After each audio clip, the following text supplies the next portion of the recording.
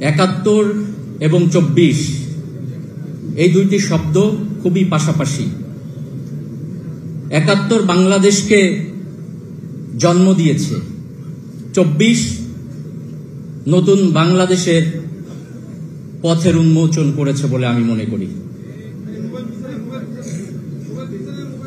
সেই কারণে ৭১-এর মুক্তিযুদ্ধে যারা শাহাদত বরণ করেছেন, যাদের আত্মত্যাগের বিনিময়ে বাংলাদেশ রাষ্ট্রের জন্ম হয়েছে, তাদেরকে আমি গভীর শ্রদ্ধার সাথে স্মরণ করছি। গভীর শ্রদ্ধার সাথে স্মরণ করছি ২৪-এর আন্দোলনে যারা শাহাদত বরণ করেছেন তাদেরকে, সেই সাথে যারা পঙ্গুত্ব বরণ করেছেন এবং অসুস্থ আছেন তাদের আশু সুস্থতা কামনা করছি। সংগ্রামী উপস্থিতি, বাংলাদেশ রাষ্ট্রের জন্ম হয়েছে ৫৪ বছর আগে।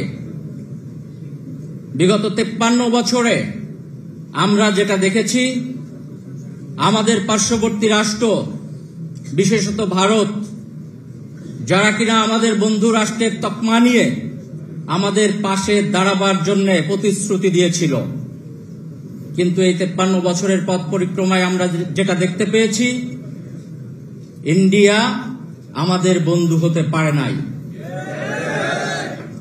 ইন্ডিয়া আমাদেরকে সবসময় শত্রু মনে করেছে এবং তাদের কলোনি হিসাবে বাংলাদেশ রাষ্ট্রকে ব্যবহার করতে চেয়েছে।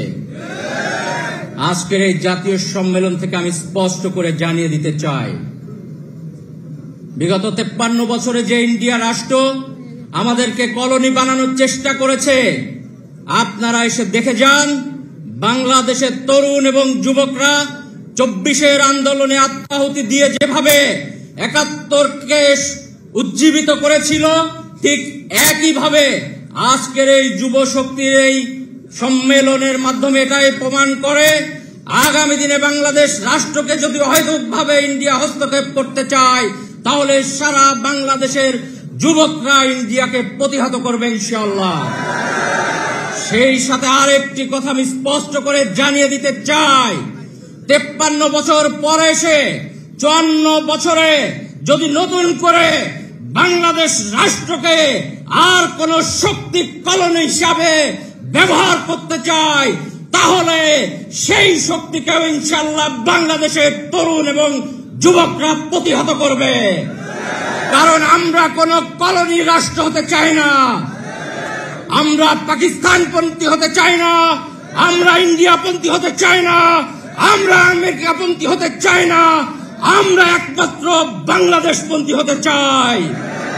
আজকের এই সম্মেলন থেকে যুবক এবং তরুণ ভাইদেরকে আহ্বান জানাতে চাই, আপনারা আসুন, আমরা সকলে মিলে স্বপ্নের বাংলাদেশ, সমৃদ্ধ বাংলাদেশ গড়ার ক্ষেত্রে সকলেই বাংলাদেশপন্থী হয়ে কাজ করি।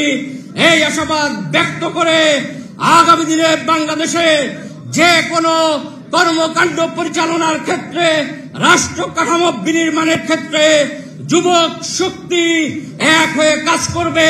তাতে বাংলাদেশ জাতীয় যুব সংহতি ব্যারিস্টার আন্দালিব রহমান পার্থ ভাইয়ের নেতৃত্বে আপনাদের পাশে থেকে কাজ করবে এই আশাবাদ ব্যক্ত করে আমি আমার কথা শেষ করছি।